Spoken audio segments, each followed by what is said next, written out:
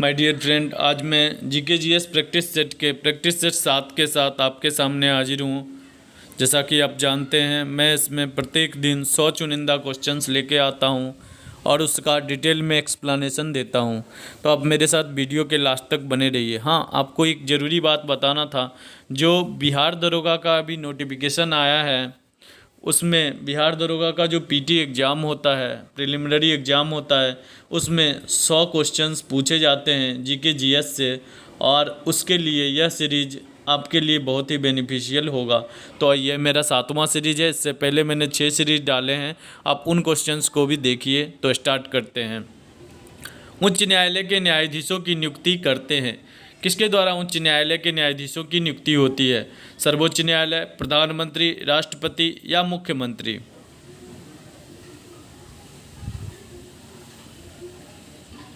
सही आंसर होगा राष्ट्रपति। उच्च न्यायालय के न्यायाधीशों की नियुक्ति राष्ट्रपति के द्वारा की जाती है।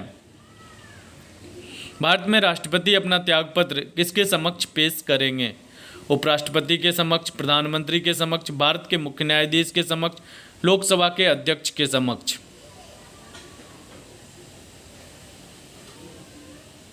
सही आंसर होगा उपराष्ट्रपति के समक्ष राष्ट्रपति अपना त्यागपत्र प्रस्तुत करेंगे। अंतर्राष्ट्रीय न्यायालय में कितने जज होते हैं? अंतर्राष्ट्रीय न्यायालय का जो मुख्यालय है वह द हेग में है, द हेग में है। और यहाँ पे आपसे पूछा गया अंतर्राष्ट्रीय न्यायालय में कितने जज होते हैं? 10, 15, 17, 16? सही आंसर होगा 15। अंतर्राष्ट्रीय न्यायालय में 15 जज होते हैं। भारतीय संविधान में मौलिक कर्तव्य कब सम्मिलित किए गए? 1971 में, 1976 में, 1977 में, 1974 में? आपको बताना है कि भारतीय संविधान में मौलिक कर्तव्य को कब जोड़ा गया।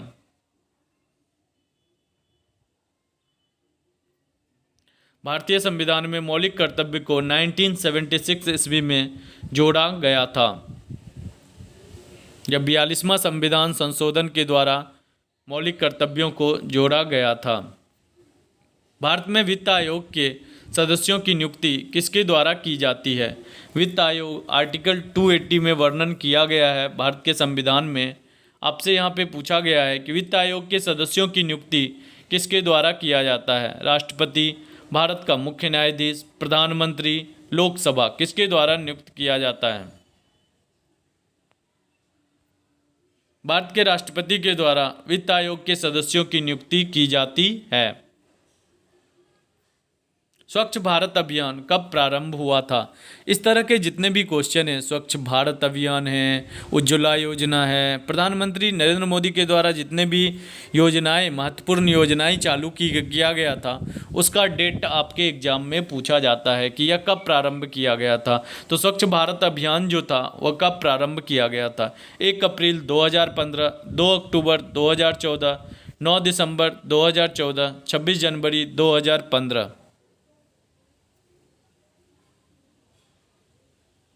सही आंसर होगा 2 अक्टूबर 2014। गांधी जयंती के अवसर पर स्वच्छ भारत अभियान को 2014 में प्रारंभ किया गया था।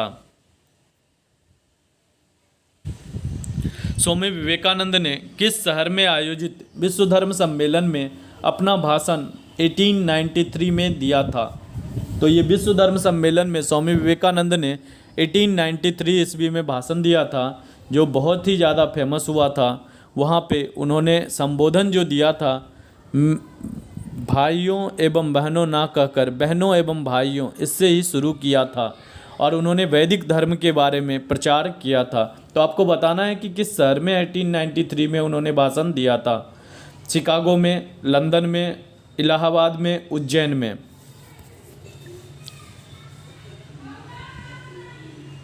तो आपका सही आंसर होगा शिकागो में। अफ्रीका की सिंह में किसे सम्मिलित नहीं किया जाता है?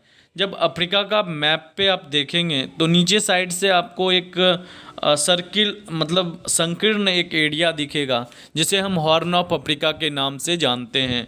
और उसमें कंट्रीज आते हैं तो आपसे यहाँ पे पूछा गया है कि हॉर्न ऑफ अफ्रीका में कौन सा कंट्री सम्मिलित नहीं है। Ethiopia, Eritrea, Somalia, Sudan. सही आंसर होगा सूडान। यह वैसा कंट्री है जो हॉर्न ऑफ अफ्रीका में नहीं है, जबकि इथियोपिया, इरिट्रिया और सोमालिया ये सभी हॉर्न ऑफ अफ्रीका के कंट्री हैं। भारत में कौन सी एजेंसी खाद्यान्न उत्पादन की खरीद, वितरण और भंडारण के लिए जिम्मेदार है। मेनली आप इसको जानते तो जरूरी ही होंगे, खाद्यान्नों के भंडारण के लिए कौन सा जिम्मेदार है। कृषि मंत्रालय, भारतीय खाद्य निगम। भारतीय खाद्य निगम को फूड कॉरपोरेशन ऑफ इंडिया भी कहा जाता है। नेफेड, ट्राइफेड।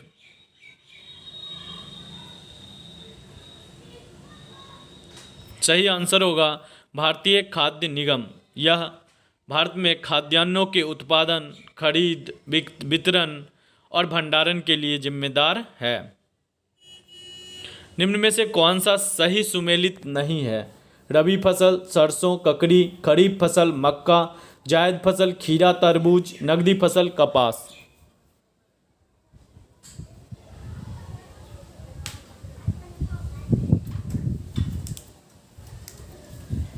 सही आंसर होगा रबी फसल सरसों, ककड़ी। यहाँ पे रबी फसल सरसों तो रबी फसल में आता है, बट ककड़ी रबी फसल में नहीं आता है। रबी फसल वैसी फसलें होती है जिसकी कटाई अप्रैल महीने में किया जाता है, अप्रैल मई में कटाई किया जाता है।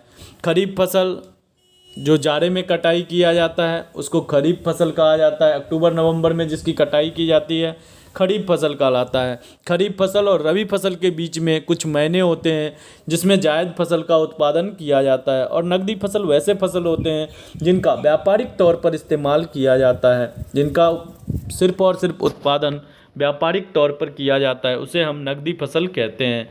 तो यहाँ पे आपका जो सही आंसर होगा वो रबी फसल होगा, क्योंकि यह सुमेलित नहीं है।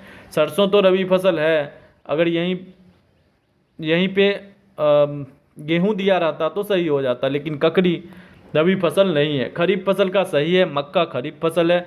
जायद फसल खीरा और तरबूज जायद फसल है, और नकदी फसल जो है वह कपास होता है। भारत में निम्न में से कौन सा वाणिज्यिक फसल है। वही सेम क्वेश्चन है कि नकदी फसल इनमें से कौन सा है। गन्ना, तंबाकू, जूट, उपरोक्त सभी। सही आंसर होगा उपरोक्त सभी। ये सभी नकदी फसल या वाणिज्यिक फसल हैं। कंपनी शासन के दौरान विधवा पुनर्विवाह अधिनियम किसके द्वारा तैयार किया गया था। विधवा पुनर्विवाह अधिनियम में ईश्वरचंद्र विद्यासागर का भी नाम फेमस आता है, और यहाँ पे जो दिया हुआ है कि कंपनी के शासन के दौरान किसने विधवा पुनर्विवाह अधिनियम को तैयार किया था। लॉर्ड कैनिंग ने, लॉर्ड डलहौजी ने, लॉर्ड हार्डिंग ने, और उपरोक्त में से कोई नहीं। सही आंसर होगा लॉर्ड डलहौजी ने विधवा पुनर्विवाह अधिनियम को चालू किया था। बंगाल में मुस्लिम पुनर्जागरण का पिता किसे माना जाता है। अब्दुल लतीफ़ को, मिर्ज़ा गुलाम अहमद को, मोहम्मद कासिम को, रशीद अहमद गंगोही को।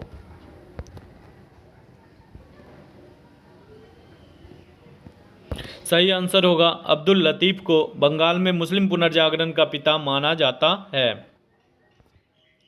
निम्न में से किस विधेयक के द्वारा ब्रिटिश ईस्ट इंडिया कंपनी की व्यापारिक गतिविधियां समाप्त कर दी गई। पहला है पिट्स इंडिया एक्ट 1784, चार्टर अधिनियम 1833, चार्टर अधिनियम 1813, भारत सरकार अधिनियम 1858। किस अधिनियम के तहत कंपनी का जो एकाधिकार था या व्यापारिक जो छूट थी उसको समाप्त कर दिया गया। आपका सही आंसर होगा चार्टर अधिनियम 1833 के तहत ब्रिटिश ईस्ट इंडिया कंपनी की व्यापारिक गतिविधियां समाप्त कर दी गई। तो यहाँ पे सही आंसर कौन सा होगा, चार्टर अधिनियम 1833। मोहनजोदड़ो पाकिस्तान के किस जिले में स्थित है। मोंटगोमरी जिले, लरकाना, सिंध, बलूचिस्तान। मोहनजोदड़ो हड़प्पा सभ्यता का एक प्रमुख स्थल है। यहाँ से स्नानागार के साक्ष्य मिले हैं, विशाल स्नानागार के साक्ष्य मिले हैं। तो ये भी आपसे पूछा जाता है। तो आप बताइए कि यह पाकिस्तान के किस जिले में स्थित है? मोंटगोमरी, लड़काना, सिंध, बलूचिस्तान। सही आंसर होगा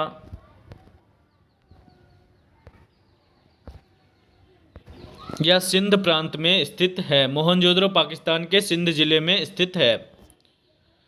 एक उपग्रह में एक अंतरिक्ष यात्री द्वारा गिराया गया चम्मच, अगर उपग्रह में जो सैटेलाइट में अंतरिक्ष यात्री अगर कोई चम्मच को गिराते हैं तो वह क्या होगा? जमीन पर गिरेगा, स्थिर रहेगा, उपग्रह की गति का पालन करेगा, स्पर्श रेखीय रूप से दूर जाएगा।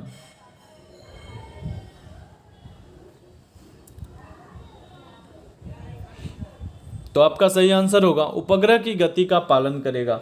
उपग्रह जिस गति से, जिस स्पीड से घूम रहा है, गिराने के बाद वो भी उसी स्पीड से घूमेगा, क्योंकि स्पेस में, अंतरिक्ष में गुरुत्वाकर्षण बल नहीं होता है, तो वो सेम स्पीड और सेम चीज़ से घूमेगा। चूहे मारने का जहर बनाने के लिए किस रसायन का उपयोग किया जाता है?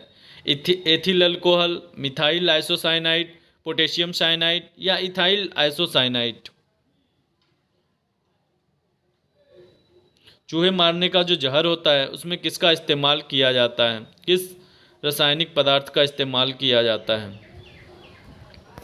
सही आंसर होगा पोटेशियम साइनाइड का इस्तेमाल चूहे मारने की जहर बनाने के लिए किया जाता है। टाइफाइड और कॉलरा विशिष्ट उदाहरण है संक्रामक रोग के, वायुजन्य रोग के, जलजन्य रोग के, बी और सी दोनों। टाइफाइड और कॉलरा जो है यह दोनों किस तरह की बीमारियां हैं? सही आंसर होगा जलजन्य रोगों को। टाइफाइड जो होता है वह, टाइफाइड और कॉलरा ये दोनों ही दूषित जल पीने से होता है। मानसून प्रस्फोट से क्या तात्पर्य है? यह एक वर्ड है मानसून से रिलेटेड। मानसून प्रस्फोट का क्या मतलब होता है? आकाश में बादलों का गलत सघन रूप में आच्छादित होना, वर्षा की कृत्रिम वैज्ञानिक प्रक्रिया, अकस्मात तड़ित झंझा के साथ तीव्र मूसलाधार बारिश, मेघाच्छन्न मौसम जिसमें एक लंबे समय तक वर्षा होती रहती है। ये पूछा गया क्वेश्चन है। मानसून प्रस्फोट से आप क्या समझते हैं? सही आंसर होगा अकस्मात तड़ित झंझा के साथ तीव्र मूसलाधार वर्षा, इसे ही मानसून प्रस्फोट कहा जाता है। निम्न में से कौन सी नदी मध्य प्रदेश से निकलती है और खंभात की खाड़ी में गिरती है? पार्वती नदी, माही नदी, जवाई नदी, लूनी नदी। मध्य प्रदेश से निकलकर खंभात की खाड़ी में गिरती है।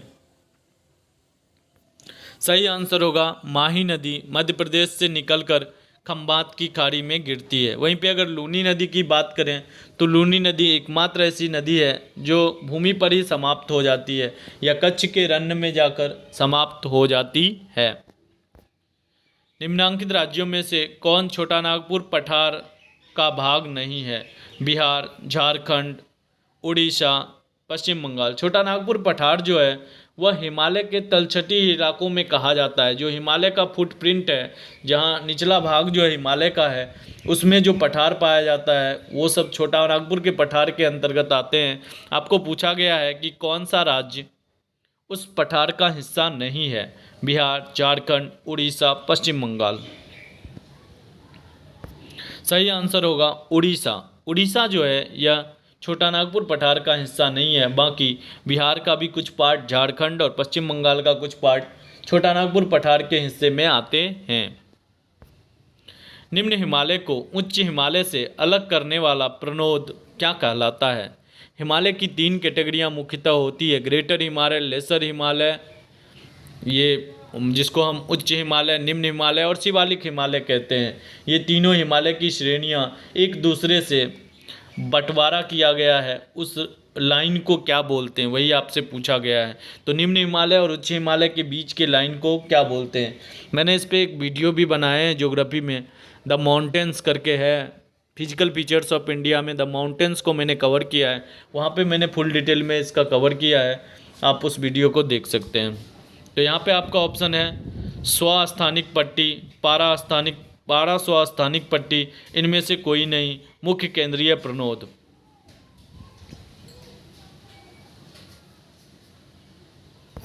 सही आंसर होगा मुख्य केंद्रीय प्रणोद। निम्न हिमालय और उच्च हिमालय को अलग करने वाला प्रणोद कहलाता है। देश में सर्वाधिक नदियों वाला राज्य कौन सा है? मध्य प्रदेश, हिमाचल प्रदेश, महाराष्ट्र, राजस्थान। सबसे ज़्यादा नदियाँ किस राज्य में बहती है? सही आंसर होगा मध्य प्रदेश। सबसे ज़्यादा नदियाँ मध्य प्रदेश से ही होकर बहती है। अगर आपसे ये पूछा जाए सबसे ज़्यादा वन कहाँ पे हैं, या फिर ये पूछा जाए कि सबसे ज़्यादा जनजातियाँ कहाँ, आदिवासी लोग, या सबसे ज़्यादा अधिक जनजातियाँ किस राज्य में हैं, तो इन दोनों का ही आंसर मध्य प्रदेश होगा। और नदियाँ सबसे ज़्यादा कहाँ पे हैं, तो इसका भी आंसर मध्य प्रदेश होगा। सूर्य के चारों ओर, पृथ्वी जो है वह सूर्य के चारों ओर घूमती है, इस बात की खोज किस वैज्ञानिक ने किया था? कोपरनिकस ने, जेम्स आर्कराइट ने, मार्कोनी ने, जे केपलर ने। पृथ्वी सूर्य के चारों ओर घूमती है, इस बात की खोज किस वैज्ञानिक ने किया था?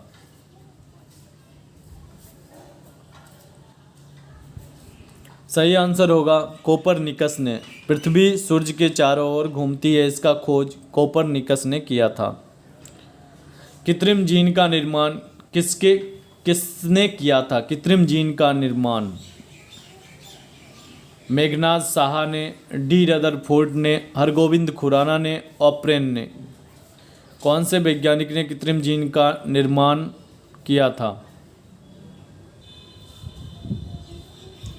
सही आंसर हरगोविंद खुराना होगा। रक्त परिसंचरण की खोज किसने किया था? विलियम हार्वे ने, लुइस ब्रेल ने, एल्मर ए एस्प्रे ने, जोसेफ लिस्टर ने।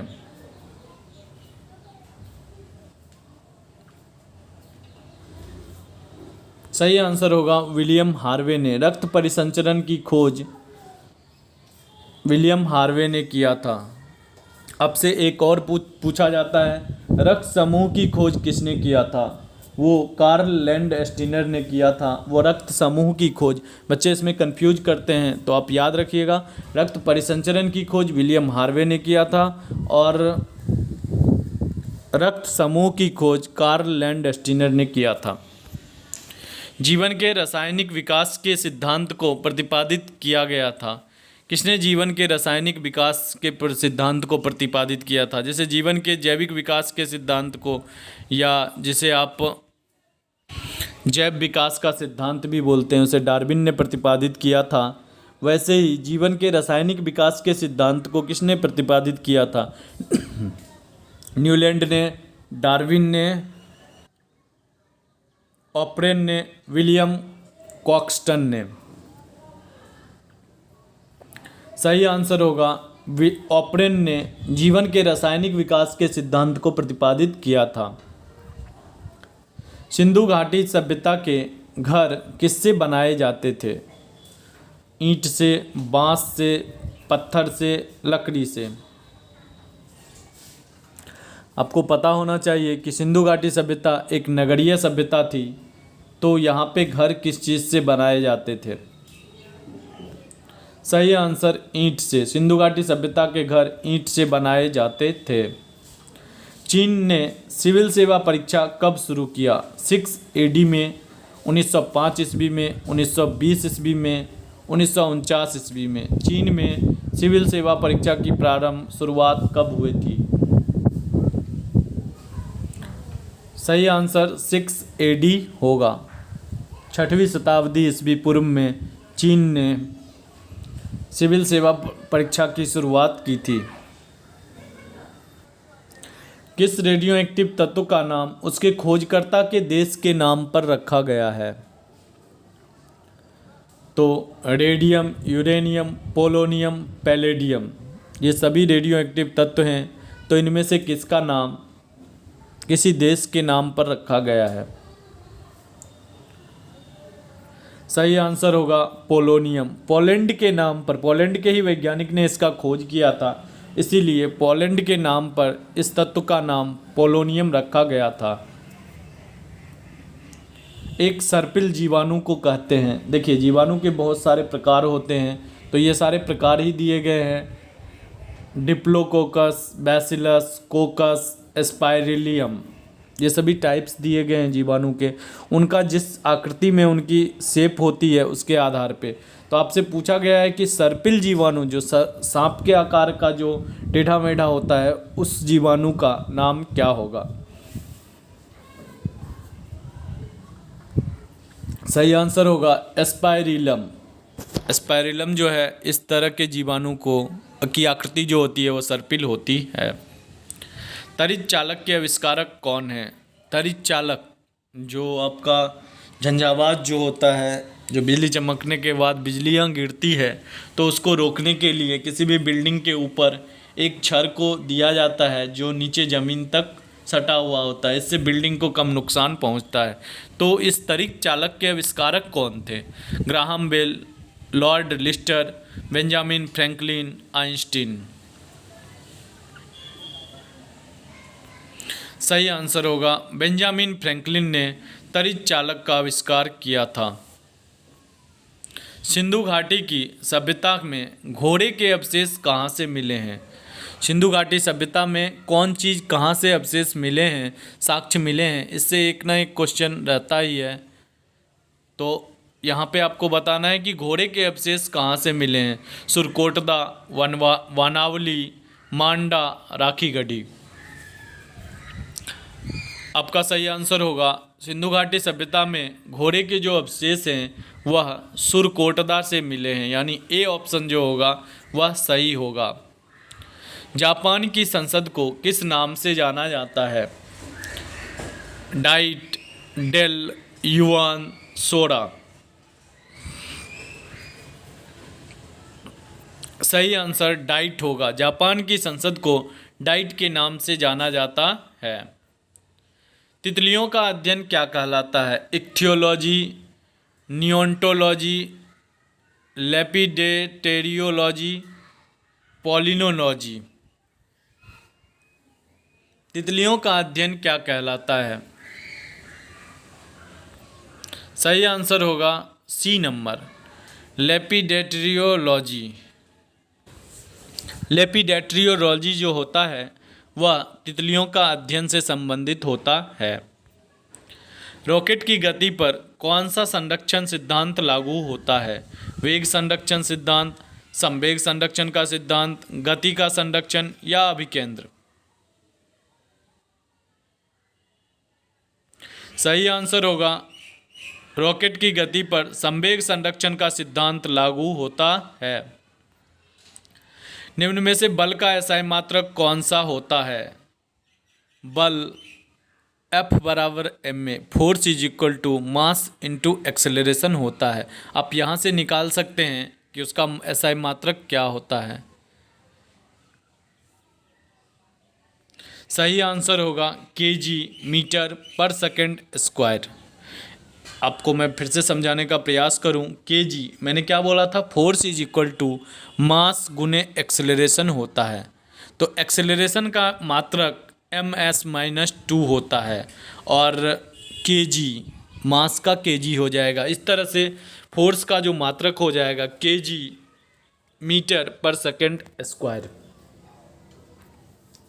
न्यूटन की किस गति के नियम से बल की परिभाषा दी जाती है? न्यूटन के 3 गति नियम है। प्रथम गति नियम जिसमें जड़त्व की परिभाषा दी गई है, द्वितीय गति नियम और तृतीय गति नियम है। तो आपको बताना है कि किस गति नियम के द्वारा बल की परिभाषा दी गई है।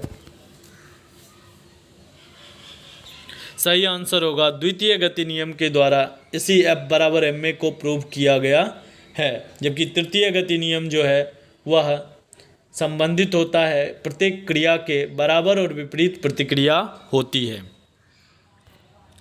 धातुएं सामान्यतः क्षारीय ऑक्साइड बनाती है। निम्न में से कौन सी धातु एक उभयधर्मी ऑक्साइड बनाती है?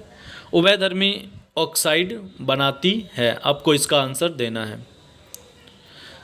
आपसे ये भी क्वेश्चन कभी कभी पूछे जाते हैं, धातु के ऑक्साइड की प्रकृति क्या होती है? याद रखिएगा, धातु हमेशा क्षारीय ऑक्साइड बनाता है जबकि अधातु अम्लीय ऑक्साइड बनाता है।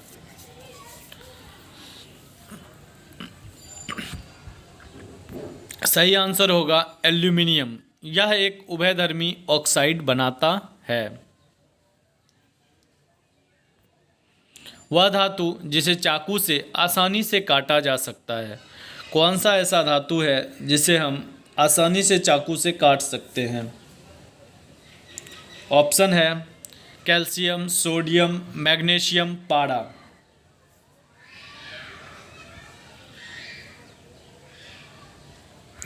सही आंसर होगा सोडियम। वैसा धातु है जिसे चाकू से आसानी से काटा जा सकता है। Fe2O3 plus 2Al, Al2O3 plus 2Fe। यह जो अवक्रिया दिया गया है यह किस प्रकार की अवक्रिया है? संयोजन अवक्रिया है, द्विविस्थापन अवक्रिया है, वियोजन अवक्रिया है या विस्थापन अवक्रिया है? सही आंसर होगा विस्थापन अवक्रिया। विस्थापन, देखिए द्विविस्थापन अवक्रिया तब होता है जब किसी भी तत्व में, जैसे यहाँ पे Fe के साथ O3 जुड़ा हुआ है और Al के साथ कुछ भी नहीं जुड़ा हुआ है, तो यहाँ पे हुआ क्या है, Fe का जो ऑक्सीजन है वो एल्यूमिनियम के ऑक्सीजन के साथ चला गया है और Fe बाद में खाली रहता है। तो यहाँ पे देखने से पता चलता है कि यह एक विस्थापन अवक्रिया है। द्विविस्थापन तब होता जब मान लीजिए AlSO4 भी रहता, सल्फेट रहता उसका, और उसका जो सल्फेट था वो Fe सल्फेट में चला जाता और Fe का जो O3 था वो एल्यूमिनियम में चला जाता। तो वैसे केस में जब दोनों के ही आयन एक दूसरे से चेंज हो जाते हैं, अभिकारक में कुछ और रहते हैं और प्रतिफल में कुछ और हो जाते हैं, उत्पाद में कुछ और हो जाते हैं, तो वैसे केस में हम उसे द्विविस्थापन अवक्रिया कहते हैं। यहाँ पे सिर्फ Fe का ऑक्सीजन निकल के एल्यूमिनियम में गया है, इसीलिए यह सिर्फ और सिर्फ विस्थापन अवक्रिया है। किसी तत्व के परमाणु की दूसरी कक्षा में इलेक्ट्रॉनों की अधिकतम संख्या कितनी हो सकती है? जो दूसरी कक्षा है उसमें इलेक्ट्रॉनों की अधिकतम संख्या कितनी हो सकती है?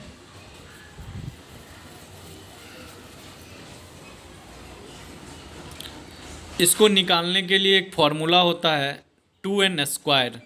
n परमाणु कक्षा का संख्या होता है, तो आपका सही आंसर हो जाएगा, दूसरी कक्षा कहा गया है 2 इंटू 2 का होल स्क्वायर, 4 इंटू 2 यानी 8 हो जाएगा। तो किसी भी तत्व के परमाणु की दूसरी कक्षा में इलेक्ट्रॉनों की अधिकतम संख्या 2n² फॉर्मूला से निकाला जाता है। उसके तहत दूसरी कक्षा में जो इलेक्ट्रॉनों की अधिकतम संख्या होगी वह 8 होगा। किसी तत्व के परमाणु में 2 प्रोटॉन, 2 न्यूट्रॉन और 2 इलेक्ट्रॉन हो तो उस तत्व की द्रव्यमान संख्या कितनी होगी?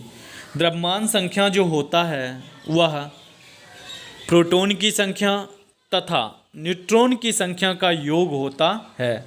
और सीधे शब्दों में अगर हम कहें तो प्रोटॉन की संख्या और न्यूट्रॉन की संख्या को नाभिकीय संख्या भी कहा जाता है। यानी द्रव्यमान संख्या उसके नाभिक में जो एलिमेंट मौजूद होते हैं, प्रोटॉन और न्यूट्रॉन, उनके सम होते हैं। जबकि अगर परमाणु संख्या की बात करें तो परमाणु संख्या इज इक्वल टू प्रोटॉन की संख्या इज इक्वल टू इलेक्ट्रॉन की संख्या। तो आपसे पूछा क्या गया है? द्रव्यमान संख्या। तो 2 प्रोटॉन है और 2 न्यूट्रॉन है, तो द्रव्यमान संख्या कितना हो जाएगा? यहाँ पे 4 आपका आंसर हो जाएगा। परमाणु का प्लम पुडिंग मॉडल किसने दिया था? परमाणु का जो प्लम पुडिंग मॉडल था जिसमें ये बताया गया था, ऐसा कहा गया था कि जो भी हैं, प्रोटॉन जो होता है वह केक के तरह रहता है और उसके ऊपर जो आप कोई चीज़, प्लम जो ऊपर से कोई चीज़ आप लगाए रहते हैं केक में, तो उसकी तरह होता है। या आप खरबूजा को ले लीजिए, खरबूजा में जिस तरह से लाल पूरा रहता है वो पूरा का पूरा प्रोटॉन रहता है, पूरा प्रोटॉन बिछा हुआ रहता है, और जो बीज आपको ब्लैक कलर का तरबूजा में दिखाई देता है तो वो ब्लैक कलर का जो बीज होता है वह इलेक्ट्रॉन के रूप में ऊपर से रखा रहता है। ऐसा मॉडल परमाणु का पहले व्याख्या किया गया था, जबकि ये गलत साबित हो गया। परमाणु अपने कक्षा में घूमते रहता है और प्रोटॉन नाभिक में रहता है, ये सही है। तो विकास के दौरान यह प्लम पुडिंग मॉडल दिया गया था। तो आप समझ गए होंगे प्लम पुडिंग मॉडल क्या होता है। अभी आपको बताना है कि इसकी खोज, प्लम पुडिंग मॉडल किसने दिया था? डाल्टन ने, थॉमसन ने, रदरफोर्ड ने, इनमें से कोई नहीं। परमाणु के मॉडल से आजकल रेलवे में ज़्यादा क्वेश्चन पूछे जा रहे हैं, इसीलिए मैंने इस क्वेश्चन को इंक्लूड किया है। तो प्लम पुडिंग मॉडल जो था वह थॉमसन ने दिया था और यह सबसे पहला मॉडल परमाणु का माना जाता है। फ्लाई ऐश वातावरणीय प्रदूषक है जो इसके द्वारा उत्पन्न होता है। फ्लाई ऐश किस संयंत्र के द्वारा उत्पन्न होता है? उर्वरक संयंत्र के द्वारा, सीमेंट उद्योग के द्वारा, थर्मल पावर प्लांट के द्वारा या आटा मिल के द्वारा? किसके द्वारा फ्लाई ऐश जो वायु प्रदूषक है इसका उत्पादन होता है? सही आंसर होगा आपका सीमेंट उद्योग के द्वारा फ्लाई ऐश जो वातावरणीय प्रदूषक है उसका उत्पादन होता है। दिया सलाई के विनिर्माण में प्रयुक्त मूल तत्व कौन सा होता है? जो आपका माचिस होता है, मैच बॉक्स होता है, उसमें किस तत्व का इस्तेमाल किया जाता है? जो आगे में लाल रंग का या ब्लैक कलर का आपका लगा हुआ दिखता है वह कौन सा तत्व होता है? तो वह आपका फॉस्फोरस होता है। प्रकाश संश्लेषण के लिए क्या आवश्यक है? सूर्य का प्रकाश, कार्बन डाइऑक्साइड, क्लोरोफिल, उपरोक्त सभी। देखिए कुछ क्वेश्चंस हल्के भी डाले जाते हैं एक सेट में और कुछ हार्ड भी क्वेश्चंस रहते हैं, तो आप मेरे साथ वीडियो के लास्ट तक बने रहिए। आपका आंसर होगा उपरोक्त सभी। प्रकाश संश्लेषण सूर्य के प्रकाश की उपस्थिति में क्लोरोफिल, पत्तियों में जो क्लोरोफिल होता है उसका संश्लेषण करके खाना बनाने की प्रक्रिया होती है। निम्नलिखित में से वे दो तत्व कौन से हैं जिनका ट्रांजिस्टर उद्योग में व्यापक उपयोग किया जाता है?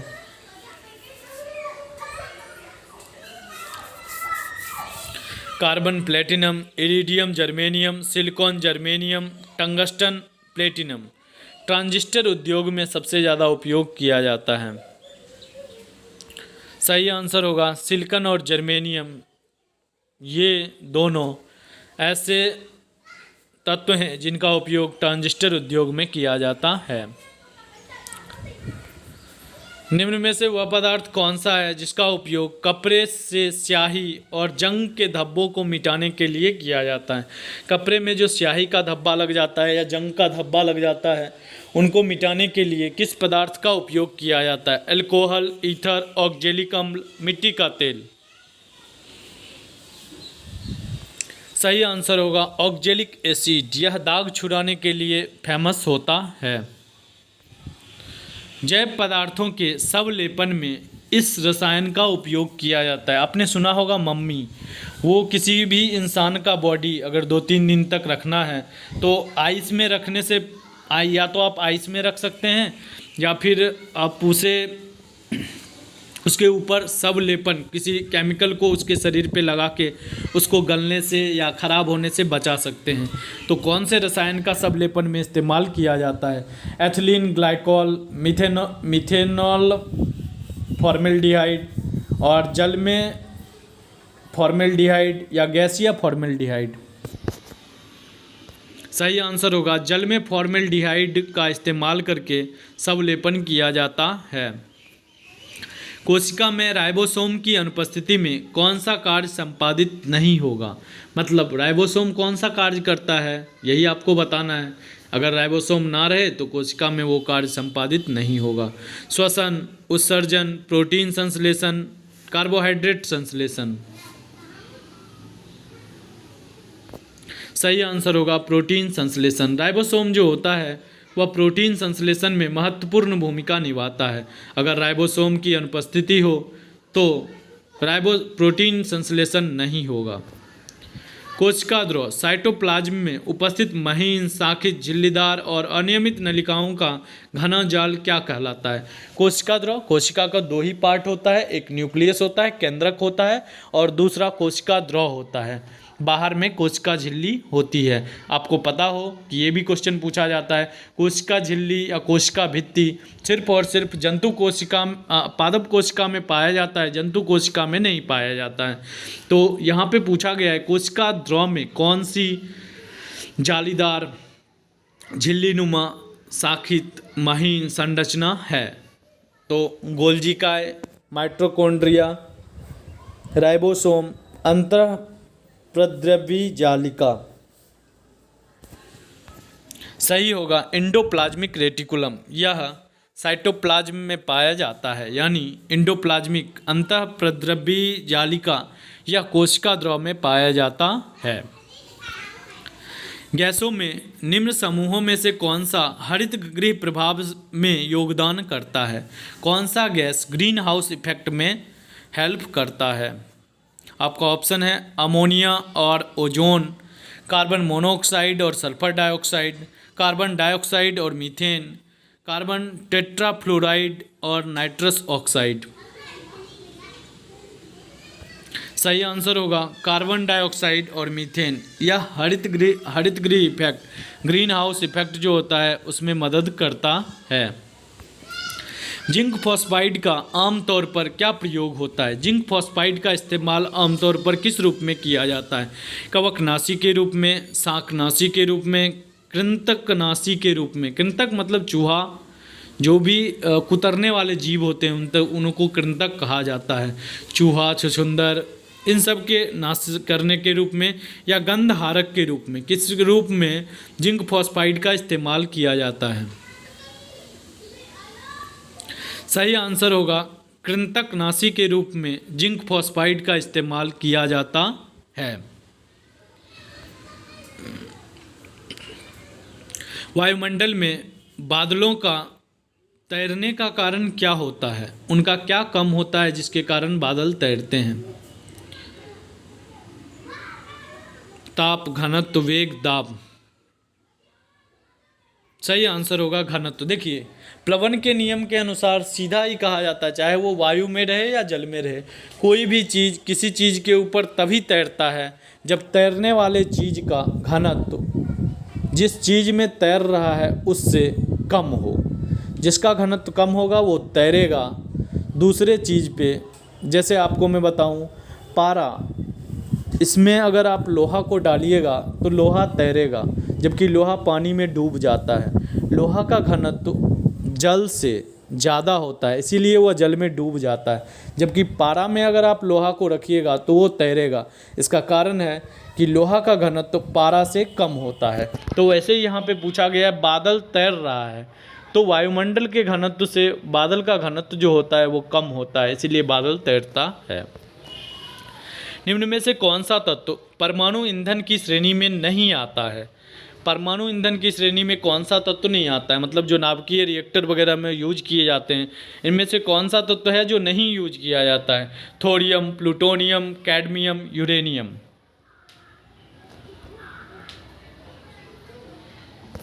सही आंसर होगा कैडमियम। कैडमियम का इस्तेमाल परमाणु ईंधन में नहीं होता है, जबकि थोरियम, भारत में सबसे ज़्यादा मात्रा में रेडियो एक्टिव पदार्थ जो पाया जाता है वह थोरियम ही है, जबकि यूरेनियम का आयात हम ऑस्ट्रेलिया जैसे कंट्री से करते हैं। प्लूटोनियम और यूरेनियम ये तीनों ही तत्व रेडियो एक्टिव तत्व हैं, जबकि कैडमियम का इस्तेमाल नहीं किया जाता है। वह जीव कौन सा है जो वायु प्रदूषण को मॉनिटर करता है? हाँ, ये क्वेश्चन बहुत बार एग्जाम में पूछा गया है। बैक्टीरिया, शैवाल, लाइकेन, फंजाई। सही आंसर होगा लाइकेन। लाइकेन की उपस्थिति यह दर्शाती है कि वायु प्रदूषण है या नहीं है। निम्न में से कौन जो मुख्यमंत्री बनने के बाद प्रधानमंत्री बने? नरेंद्र मोदी, एच.डी. देवगौड़ा, वी.पी. सिंह, सभी। जो पहले कहीं किसी भी राज्य के मुख्यमंत्री थे, बाद में वो प्रधानमंत्री बने हैं। सही आंसर होगा उपरोक्त सभी। नरेंद्र मोदी गुजरात के प्रधानमंत्री थे, उसी तरह एच.डी. देवगौड़ा और वी.पी. सिंह भी प्रधानमंत्री बनने से पहले किसी राज्य के मुख्यमंत्री थे। अगर कोई व्यक्ति संसद का सदस्य एवं विधायिका सदस्य रहते हुए राष्ट्रपति पद पर निर्वाचित हो, उसे कब पूर्व पद से त्याग देना पड़ेगा? यानी संसद का सदस्य हो या फिर विधायिका का सदस्य हो, या तो एमपी हो या एमएलए हो, और वह राष्ट्रपति के पद के लिए चुना जाता है, तो उसको कब अपना त्यागपत्र देना पड़ेगा?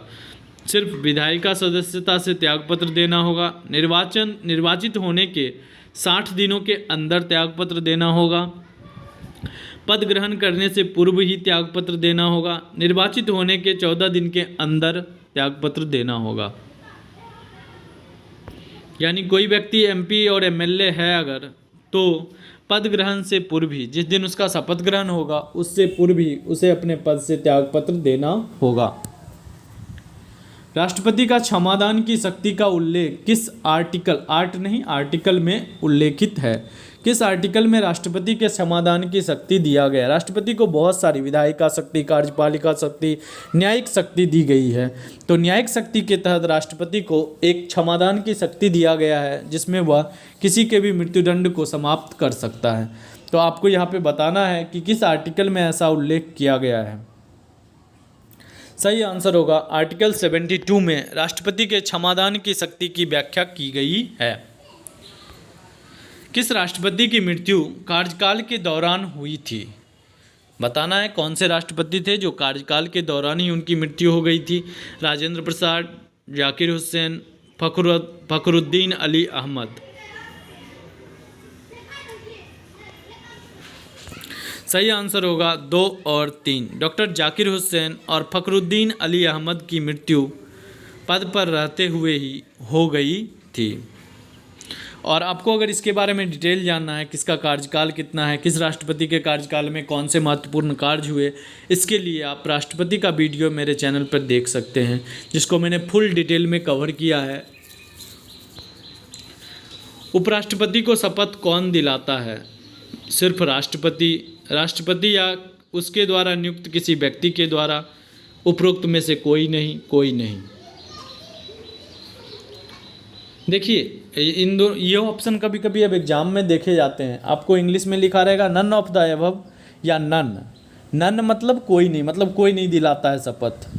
तो आपको ये भी ऑप्शन चूज कर सकते हैं, या फिर उपरोक्त में से कोई नहीं, नन ऑफ द अबव। जो ऑप्शन दिया गया है उन ऑप्शन में से कोई भी नहीं होगा। तो ये 2 तरह के ऑप्शन आजकल एग्जाम में देखने को मिलते हैं, इसलिए मैंने यहाँ पे इंक्लूड किया है।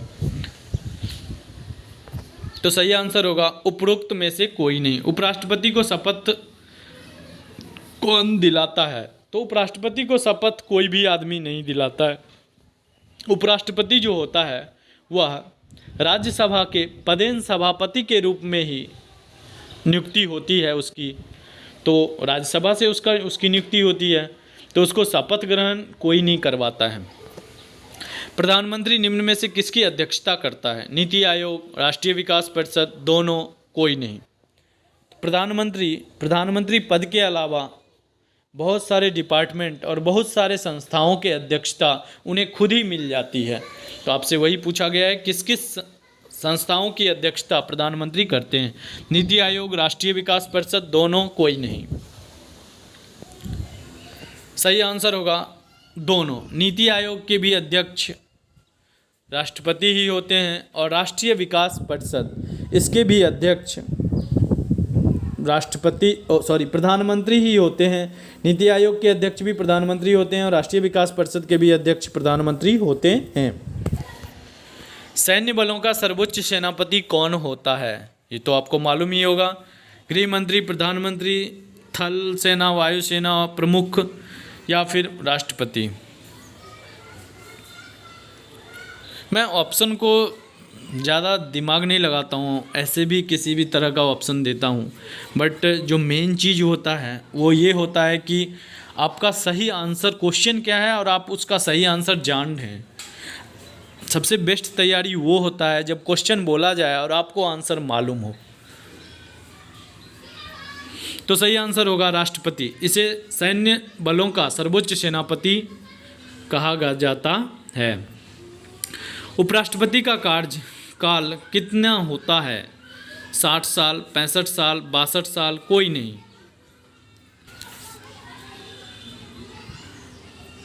सही आंसर होगा कोई भी नहीं। उपराष्ट्रपति का कार्यकाल कुछ भी नहीं होता है। जब तक वह राज्यसभा का पदेन सभापति रहता है तब तक वह उपराष्ट्रपति के पद पर रहता है। जब उपराष्ट्रपति के पद से हटता है या फिर राज्यसभा का उपसभापति जब सभापति के पद से हटता है तो उसका कार्यकाल समाप्त हो जाता है। ऐसा कोई भी एज लिमिट नहीं है।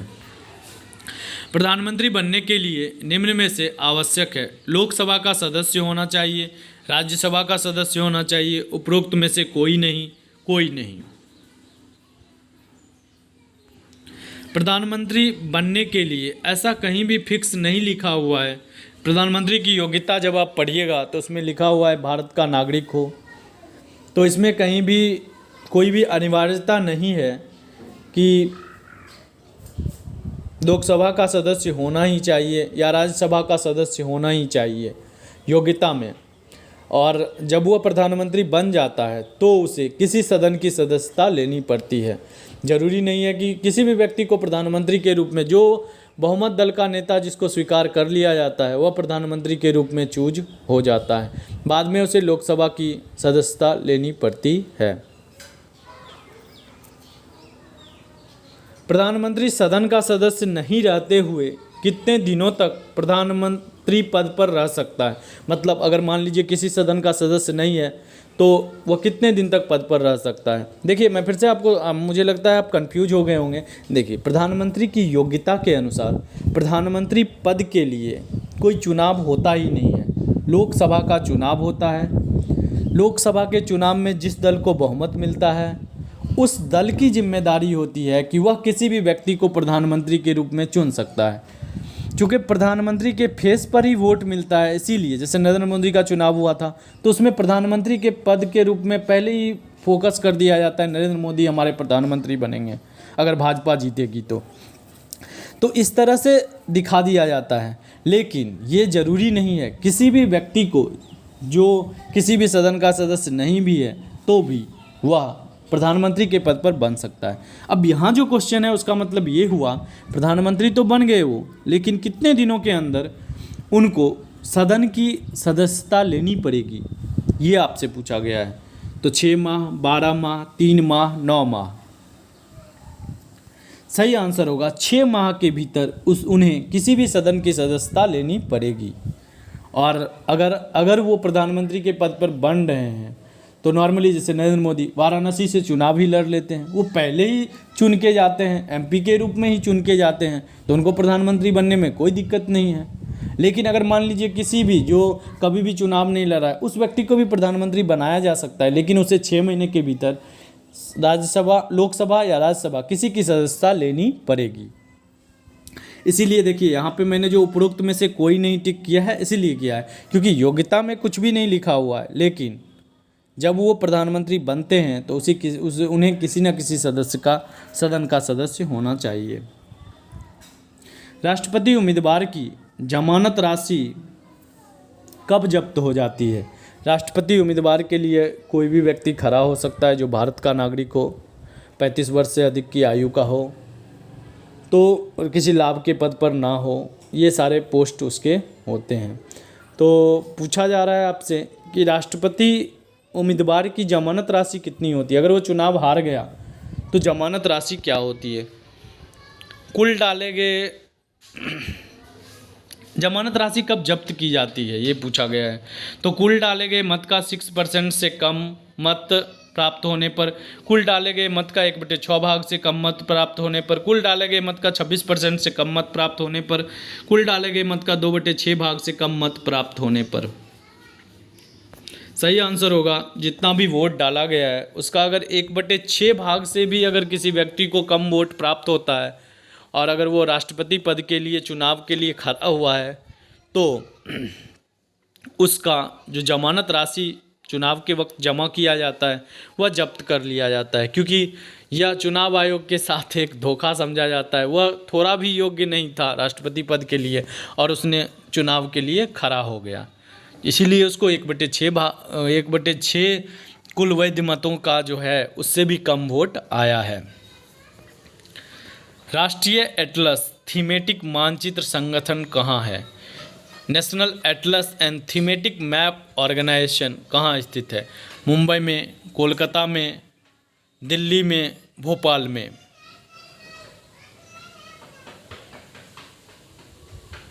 सही आंसर होगा कोलकाता में राष्ट्रीय एटलस एंड थीमेटिक मानचित्र संगठन स्थित है। प्रतिरक्षा विज्ञान का जनक किसे कहा जाता है? Father of immunology. इम्यूनोलॉजी क्या होता है? जो टीका का निर्माण किया गया है उसे ही इम्यूनोलॉजी कहा जाता है। इम्यूनोलॉजी सिस्टम वही होता है। तो आपसे पूछा गया है इसके जनक कौन है, प्रतिरक्षा विज्ञान के जनक कौन है? रॉबर्ट हुक, अरस्तु, एडवर्ड जेनर, इनमें से कोई नहीं। सही आंसर जो होगा वह एडवर्ड जेनर होगा। प्रतिरक्षा विज्ञान के जनक एडवर्ड जेनर को कहा गया है। स्वतंत्र भारत में सर्वोच्च न्यायालय का उद्घाटन कब हुआ? गठन की बात नहीं हो रही है। किस दिन से सर्वोच्च न्यायालय प्रारंभ हो गया, वर्क में आया, किस दिन उसका उद्घाटन किया गया? 26 जनवरी 1950 ईस्वी को, 28 जनवरी 1950 ईस्वी को, 15 अगस्त 1947 ईस्वी को, 17 अगस्त 1947 ईस्वी को। आपको डेट के साथ बताना है। तो सर्वोच्च न्यायालय का जो उद्घाटन हुआ था वह 28 जनवरी 1950 ईस्वी को हुआ था। भोपाल गैस त्रासदी कब हुई है? आपको पता है मिथाइल आइसोसाइनाइड गैस के रिसाव से भोपाल गैस त्रासदी हुआ था, जिसमें कई एक लोगों की मृत्यु हो गई थी। तो आपको बताना है वो डेट कौन सा है, वो ईस्वी कौन सा है। 2 से 3 दिसंबर 1984, 4 से 5 दिसंबर 1984, 7 से 8 दिसंबर 1987, या फिर इनमें से कोई नहीं।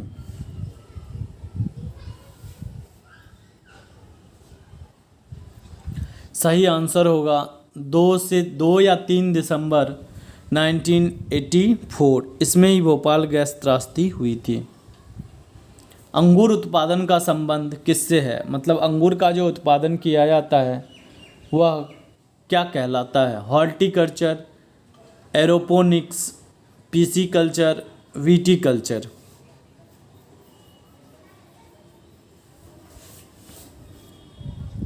सही आंसर होगा विटीकल्चर। अंगूर उत्पादन का संबंध विटीकल्चर से होता है। हॉर्टिकल्चर जो होता है वह बागवानी से संबंधित होता है। तानसेन का मूल नाम क्या था? तानसेन अकबर के दरबार में नवरत्नों में से एक थे, तो इनका मूल नाम क्या था? रामतनु पांडे, महेश दास, रामचंद्र यादव, इनमें से कोई नहीं।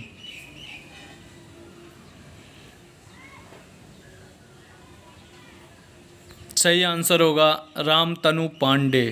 तानसेन का मूल नाम रामतनु पांडे था। वहीं पे महेश दास अकबर के दरबार में ही नवरत्नों में से एक बीरबल का मूल नाम था महेश दास। महारानी लक्ष्मीबाई की समाधि कहाँ स्थित है?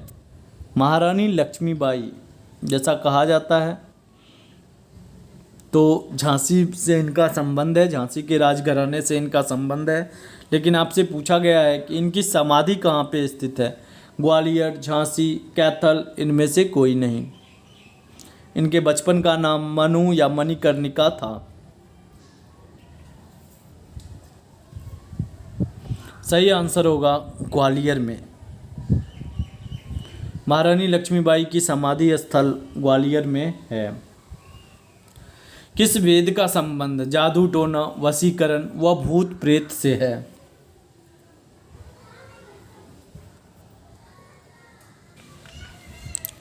ऋग्वेद, यजुर्वेद, अथर्ववेद, सामवेद।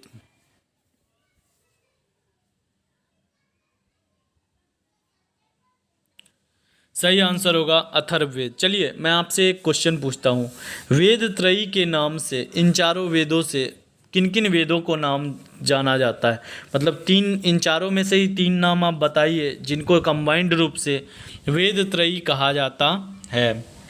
और मैं चेक करता हूं क्योंकि ये मैंने पिछले वीडियो में बताया था। अगर आप मेरे वीडियो को देखते होंगे तो आप कमेंट सेक्शन में जाके कमेंट कीजिए। तो यहाँ पे क्या था? किस वेद का संबंध जादू टोना, वशीकरण, भूत प्रेत से है? अथर्ववेद का संबंध इन सभी चीज़ों से है। तदर्थ न्यायाधीश का पद किस देश के संविधान से लिया गया है? तदर्थ न्यायाधीश, न्यायाधीशों की बहुत सारी कैटेगरी होती है। एडहॉक न्यायाधीश होते हैं, फिर तदर्थ न्यायाधीश होते हैं। तदर्थ न्यायाधीश का मतलब होता है किसी विशेष प्रयोजन के लिए जिन न्यायाधीशों की नियुक्ति की जाती है उन्हें तदर्थ न्यायाधीश कहा जाता है। जैसे कोई बिल है जो फंस रहा है या फिर कोई मुद्दा ऐसा है, राम जन्मभूमि का मुद्दा ऐसा है, या फिर 3 तलाक का मुद्दा ऐसा फंस गया जिसमें संविधान का पूरा एकदम खाल वाल निकालना है, तो ऐसे केस में अलग से न्यायाधीशों की नियुक्ति किया जाता है और वो तब तक पद पर रहते हैं जब तक कि वो उस कार्य को सुलझा ना दें। तो इसे तदर्थ न्यायाधीश कहा जाता है। तो इस पोस्ट को किस देश के संविधान से लिया गया है? फ्रांस के संविधान से, अमेरिका के संविधान से, ब्रिटेन के संविधान से, जर्मनी के संविधान से। सही आंसर जो होगा वह फ्रांस के संविधान से। जो ये तदर्थ न्यायाधीशों की नियुक्ति के बारे में लिया गया है, यह फ्रांस के संविधान से लिया गया है। इनमें से किसे विश्व कला संग्रहों का भंडार कहा जाता है? मतलब विश्व में कला संग्रह का भंडार किस म्यूजियम को कहा जाता है या किस अभिलेखागार को कहा जाता है? भारत का राष्ट्रीय अभिलेखागार, राष्ट्रीय संग्रहालय, सलारगंज संग्रहालय, इनमें से कोई नहीं। सही आंसर जो होगा वह होगा सलारगंज संग्रहालय। इसे विश्व कला संग्रहों का भंडार कहा जाता है। चलिए आज भर के लिए इतना ही। मिलते हैं इस सीरीज के अगले वीडियो प्रैक्टिस सेट 8 के साथ। आज ये 7 सेट है, कल हम मिलते हैं 8 के साथ। अगर आपको मेरा वीडियो अच्छा लगा हो और यह एग्ज़ाम पॉइंट ऑफ व्यू से आपको इम्पोर्टेंट लगा हो तो आप चैनल को सब्सक्राइब करें, वीडियो को ज़्यादा से ज़्यादा दोस्तों के बीच में शेयर करें और नोटिफिकेशन बेल को दबा लें ताकि आगे आने वाले वीडियो आपको मिलते रहें।